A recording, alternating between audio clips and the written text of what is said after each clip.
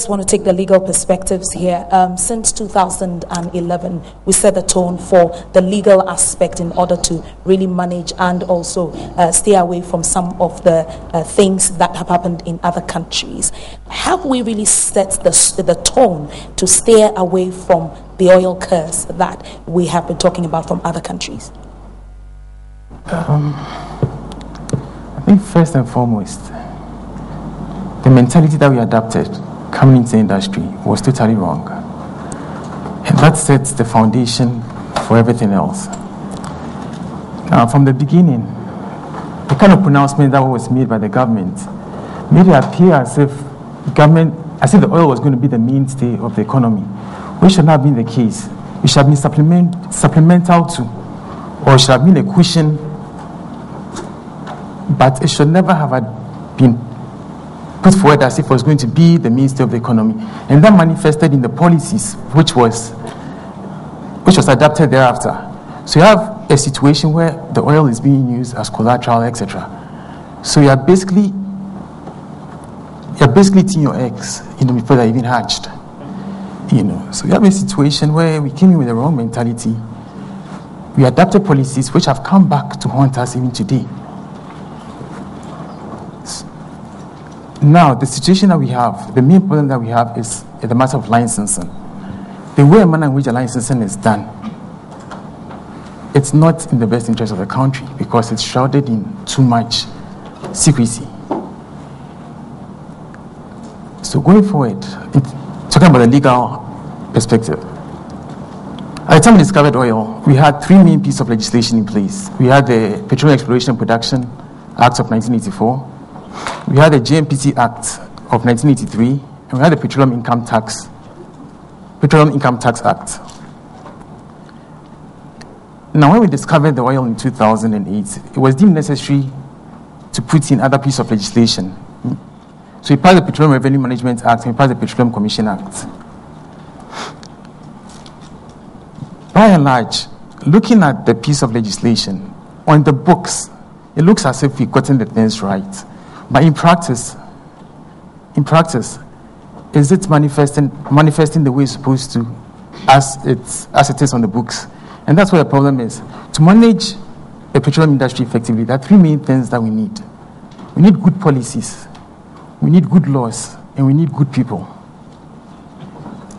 Do we have that here at the moment? You can have the best laws on the books.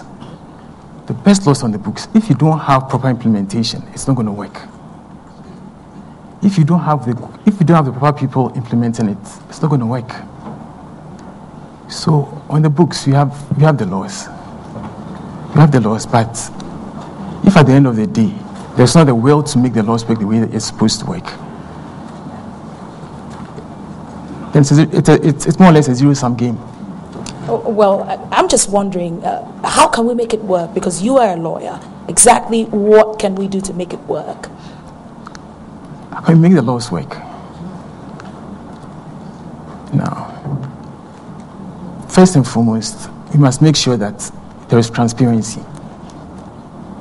It's easy to circumvent the laws when there isn't enough scrutiny.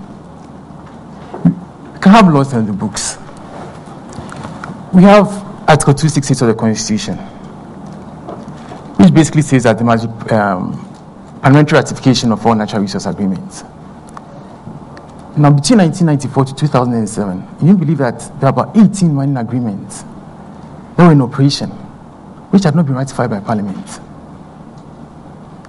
So you have the law in the books. Everybody knows what's supposed to be done, but the practice is different from what pertains. So we need scrutiny. We need that transparency. We need people looking in and making sure that the right things are done. We have a Freedom of Information Bill, which has been stuck in Parliament for years. There's a need to have that bill passed. There's a need to have that bill passed so that people can go in there, people will be obligated to put information out there, and people can have the opportunity to scrutinize. And when people feel as if, when people know that their actions are going to be scrutinized, they're going to be more careful about the things that they do. But if the laws are there, and they know that there isn't that much scrutiny, at every point in time, there'll be an attempt to circumvent the law. The Petroleum Revenue Management Act is a very good act. It has a few flaws, but by and large, all in all, it's a very good act.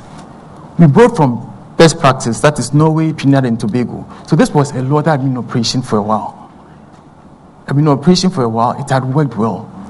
So we extrapolated heavily from Trinidad and Tobago and Norway, and we had this Petroleum Revenue Management Act. If you look at the act, if you read through, it's a fairly simple act. It's a very good act. But because there isn't that level of scrutiny that should be there, it does not work in practice the way it should. And if it did, the revenue would not be used the way it is now.